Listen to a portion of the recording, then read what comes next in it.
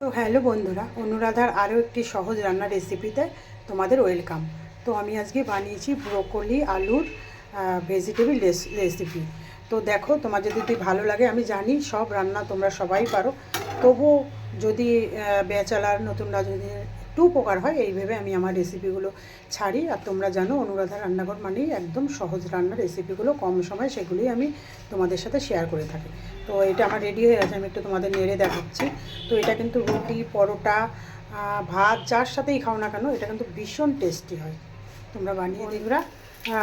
Broccoli দিয়ে একটা নিরামিষ তরকারি করব।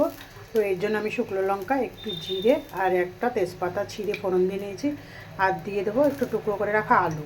তো দেখো, এক টুকরো আলু আমার হাতের থেকে পড়ে গেছে ওর ভেতরে। তো আমি এবার আলুগুলোকে দিয়ে দেবো, এগুলোকে আমি একসাথে ভেজে নেব। বন্ধুরা দেখো, আলুগুলোকে দিয়ে একটু আমি নেড়েচেড়ে একটু ভেজে ভেজে নিলাম, পুরোপুরি লাল করিনি। তো মাঝখানটাকে ফাঁকা করে এতে আমি দিয়ে দেবো 1 চামচ আদা বাটা। বন্ধুরা এতে আমি দিয়ে দেবো অল্প একটু ঘি, এই তেলের সাথে মিক্সড করে দিলাম। তোমরা চাইলে খালি তেলেও করতে পারো বা বাটারও দিতে পারো। দিচ্ছি 1 মুঠো মটরশুঁটি।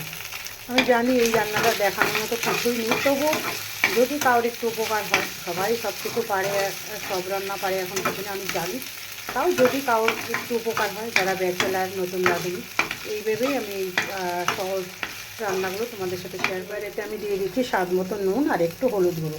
তোমরা চাইলে একটু জিরের গুঁড়ো দিতে পারো। তো আমি আজকে জিরের গুঁড়ো আর কোনো মশলাই দেবো না, শুধু এই মশলাটাই দেবো। একটু দিয়ে দিচ্ছি জল, যাতে মশলাটা না পুড়ে যায়। এবার এটাকে আমি ভালো করে একটু কষিয়ে দিয়ে দিচ্ছি একটু টমেটো, একটা ছোটো সাইজের টমেটো আর কয়েকটা চেরা কাঁচা লঙ্কা।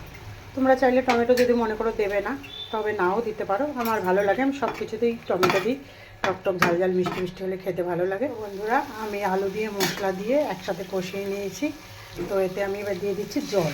আমি জলটা কিন্তু মাখা মাখা করবো, বেশি দেবো না। তোমরা যদি মনে করো একটু ঝোল চাইবে তোমাদের পছন্দ মতো দিতে। বন্ধুরা আমি একটু ঢেকে দিয়েছিলাম, এবার ঢাকনাটা খুলে নিচ্ছি, যেহেতু আলুটা আমাকে সেদ্ধ করতে হবে। তো এইবার আমি এতে দিয়ে দিচ্ছি আগের থেকে একটু হালকা সেদ্ধ করে রাখা ব্রোকলি, একটু নুন আর একটু হলুদ দিয়ে আমি ভেজে রেখেছিলাম। এবার এটাকে দিয়ে দেবো। তো একটা জিনিস মনে রাখতে হবে, ব্রোকলিটা কিন্তু নামানোর আগেই দিতে হবে। ব্রোকলি কিন্তু খুব নরম হয়, না হলে ভেঙে যেতে পারে আগের থেকে। এবার আমি এতে দিয়ে দিচ্ছি 1 চামচ মতো চিনি।